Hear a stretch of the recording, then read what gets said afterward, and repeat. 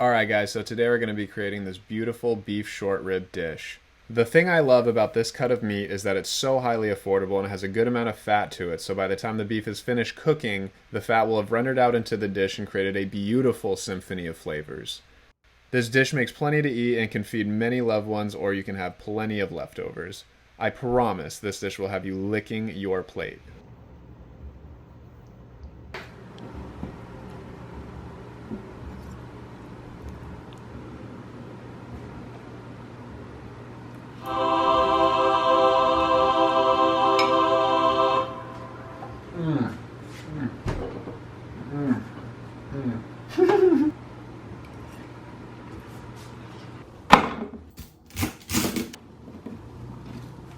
So first we're going to chop the celery in half, set aside one of the halves of the celery, and then with the other half just chop as normal.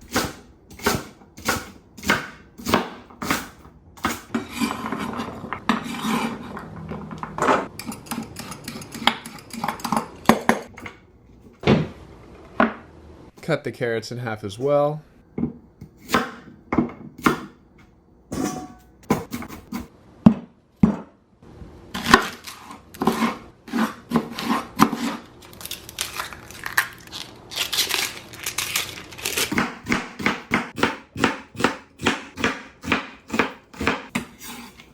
Season all sides of the short rib to ensure that every bite is packed with that wonderful flavor we're looking for.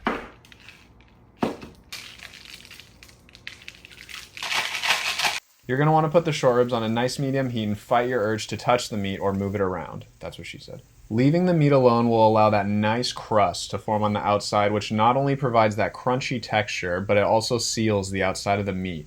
What this does is it traps the juices inside during the cooking process, which leads to juicier and more tender meat.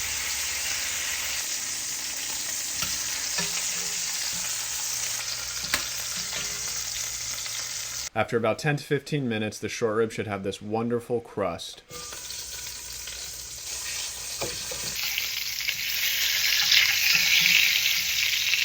You can take this out and set aside to make room for some veg.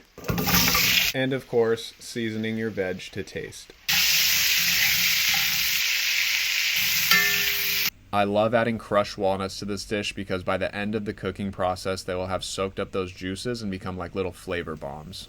Grab one of your favorite beers. In this case, I had a golden ale on deck in the form of a big wave. Throw in 2 cups of that big wave.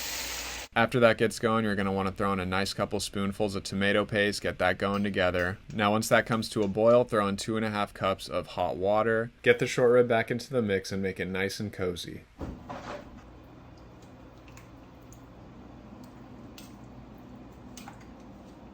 At this point, we're going to top it off with those sliced onions and season once again. I personally like to add chili flake at this stage as it adds that spice, that zing, that woo! Next, we're going to pop it into the oven without the lid for 45 minutes at 350 degrees Fahrenheit. This will allow the onion to crisp up before joining the party. After those 45 minutes have passed, you're going to take it out of the oven, flip the meat, and get the onions into the mix. Pop it back in with the lid on. Ooh.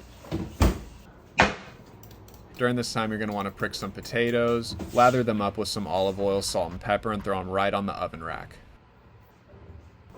After about an hour and a half, those potatoes will be perfect to take out. Set them aside and let the short rib continue cooking until it hits that 4-hour mark. And there we have it, a beautifully crafted beef short rib dish. I promise you this dish is going to have your taste buds tap dancing and celebrating the miracle of life as the flavors are truly brilliant. Enjoy!